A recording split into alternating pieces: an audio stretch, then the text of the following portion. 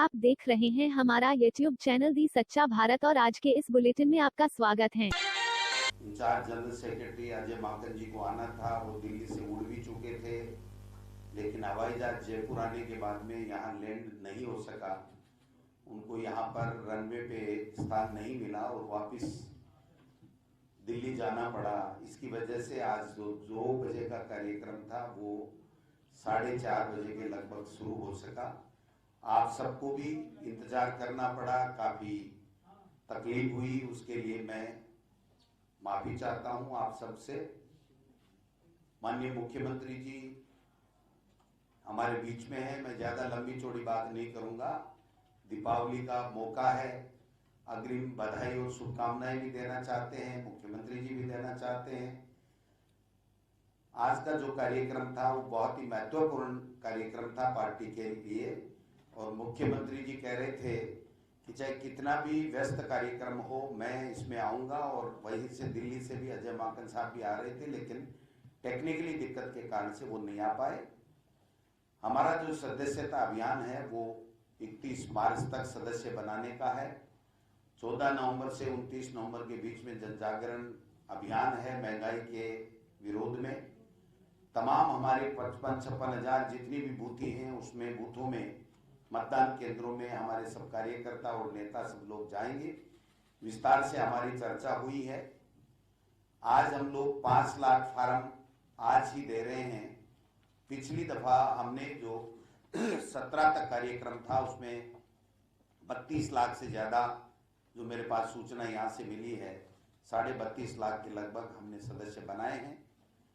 हमारा लक्ष्य 50,000 से ऊपर है। अभी कुछ मीडिया मित्रों के यहाँ चल रहा था 10 लाख का, तो आप उसको थोड़ा सा दुरुस्त कर लें। ऐसा नहीं है, जब पहले 17 तक कार्यक्रम चला उसमें भी 32.5 लाख का जो हमारे बने थे, तो मैं समझता हूँ इससे कम से कम 1.5 कार्यक्रम हमारा सदस्यता का कम से कम है। उससे ऊपर भी अगर हम करें तो कोई दिक्कत नहीं है, करेंगे। सबने बहुत गंभीरता से लिया है और 31 मार्च तक हम सदस्य बनने के बाद में बाकी का कार्यक्रम आप सबको अलग अलग समय पे मिलता रहेगा और सबको शायद संज्ञान में भी आएगा। आज लोगों में इस बात का लेकर के बहुत ही उत्साह है कि हमारी सरकार 3 साल से बहुत अच्छा काम कर रही है, अच्छी योजनाएं हैं, अच्छा बजट दिया है, कोरोना काल में बेहतर मैनेजमेंट किया है, और दूसरी तरफ हमारे पास में केंद्र की सरकार को घेरने और उसको एक्सपोज करने का भी बहुत अच्छा मौका है। माननीय सोनिया गांधी जी का निर्देश है और उनकी सोच है कि हम कांग्रेस के जो सदस्य बनाएं वो मुद्दा बेस्ड सदस्य होने चाहिए, क्योंकि केंद्र की सरकार ने हमको इतने मुद्दे दे दिए, चाहे महंगाई का हो, चाहे वो नोटबंदी को लेकर के हमारी आर्थिक नीति की बात हो, चाहे विदेश नीति, चाइना हमारी जमीन पे कब्जा किए बैठा है उसकी बात हो, चाहे बेरोजगारों को रोजगार नहीं देने का मुद्दा हो, केंद्र की सरकार की नौकरियां नहीं मिल रही हैं, संवैधानिक संस्थाओं को खत्म करने की बात हो, लोकतंत्र की हत्या करने की साजिशें रचने की बात हो, तो वो तमाम मुद्दे हैं जो हम जनता के बीच में लेकर के सदस्यता अभियान और जन जागरण अभियान के माध्यम से जाएंगे। हम लोग कैंप भी, शिविर भी लगाएंगे और शिविर लगा करके हम 2-2, 3 दिन एक साथ रह करके तमाम जिलों में, ब्लॉकों में और प्रदेश स्तर के और संभाग स्तर के हम कार्यक्रम करेंगे। पूरी तरीके से संगठन और सत्ता के समन्वय के साथ में हम जनता के दुख दर्द को हरने का काम करेंगे। हम उनके बीच में जाकर के जिन्होंने सराखों पे बैठा के सत्ता में बैठाया उनके लोगों के काम करेंगे, विकास का काम करेंगे, और सदस्यता के माध्यम से हम लोग संगठन को और मजबूत करने का काम करेंगे। और मैं आपको विश्वास दिलाना चाहता हूं कि हम सब लोग साथ मिलकर के 2023 में पुनः कांग्रेस सत्ता में राजस्थान में आएगी। सोनिया गांधी जी और राहुल गांधी जी के नेतृत्व में पूरे देश में कांग्रेस मजबूत हुई है और मोदी जी को और उनकी सरकार को एक्सपोज करने का हमने काम किया है। अब मैं आपके और मुख्यमंत्री जी के बीच में नहीं रहना चाहता, क्योंकि दीपावली का पर्व है, उससे पहले आपका कई दिनों के बाद में मिलना हो रहा है, तो मैं आग्रह करूंगा कि माननीय मुख्यमंत्री जी अपनी बात रखें आपके सामने। माननीय मुख्यमंत्री अशोक गहलोत साहब। हमारे प्रदेश कांग्रेस अध्यक्ष जी ने आपको मकसद बताया है मीटिंग का। आप सब जानते हैं कि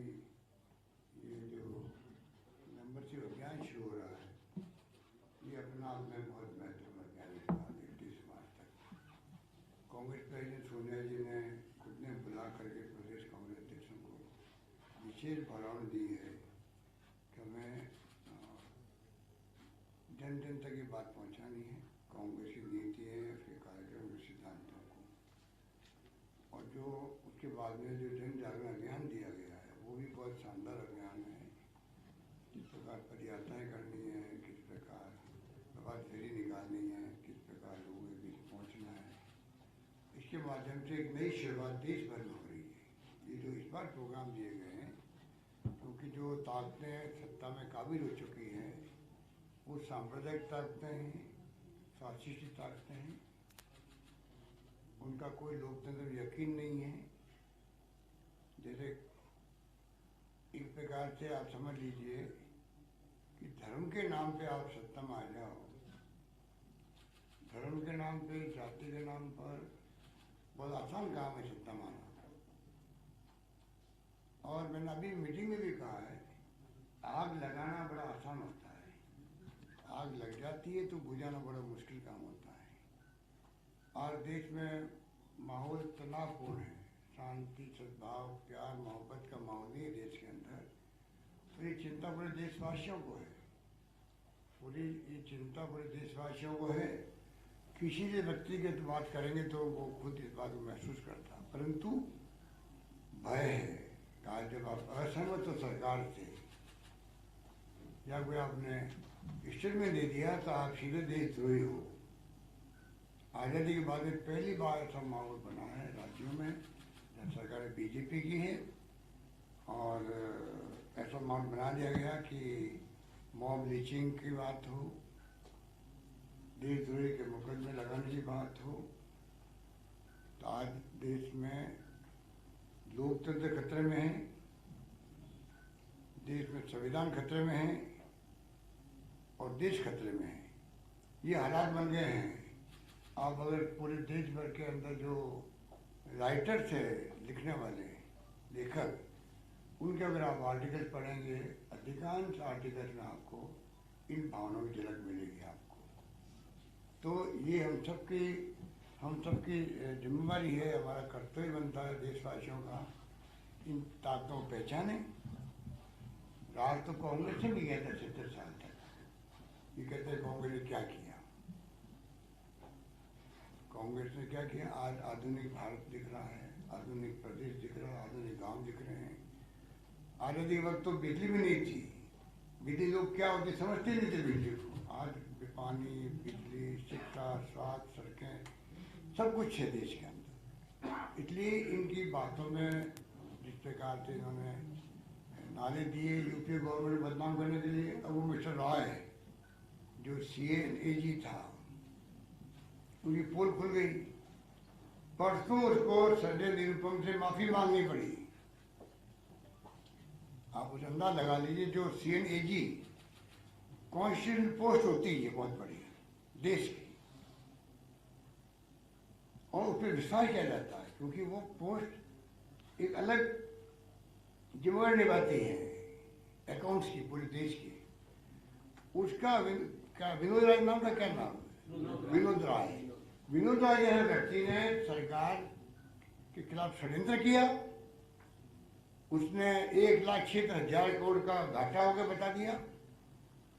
और अभी संजय निरुपम एक मेंबर पार्लियामेंट रहा आदमी है, उससे माफी मांगनी पड़ी हो कोर्ट के अंदर।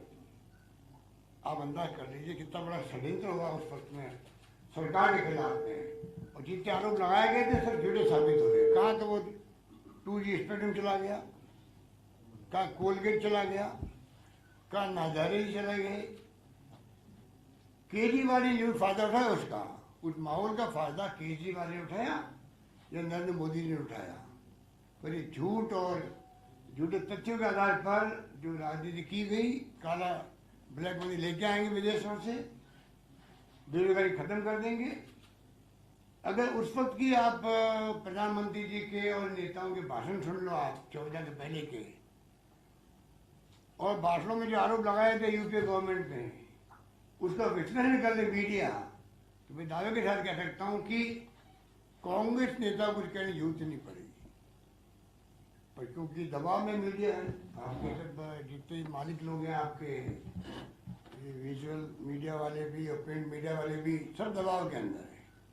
वो नहीं चाहते हुए भी हम लोगों के खिलाफ लिखते रहते हैं, चाहे सच्चाई नहीं हो, तथ्य नहीं हो, तभी लिखते हैं। इसलिए उनको खुश करना है एनडीए गवर्नमेंट के नेताओं को, क्योंकि सीबीआई, इनकम टैक्स और ईडी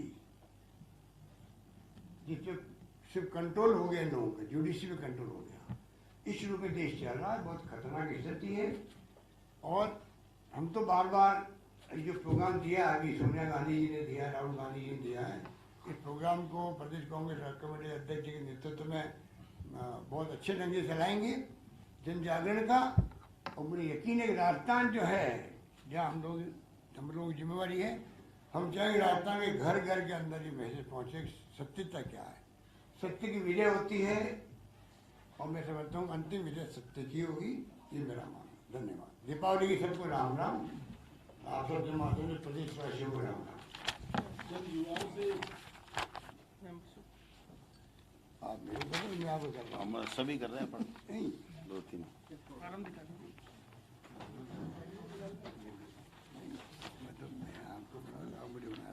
ये आप बन रहे हो, इसमें तो प्रार्थी के हस्ताक्षर, एक में मैं बन रहा हूँ।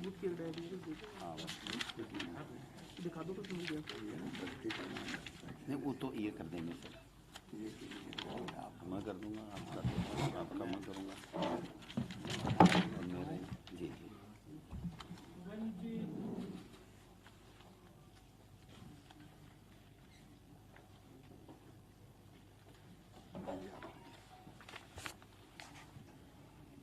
भर्ती करने वाले के हस्ताक्षर,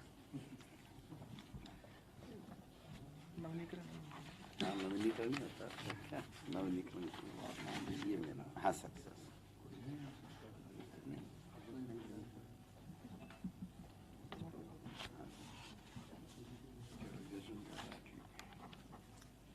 ठीक है, चलें सर थैंक यू।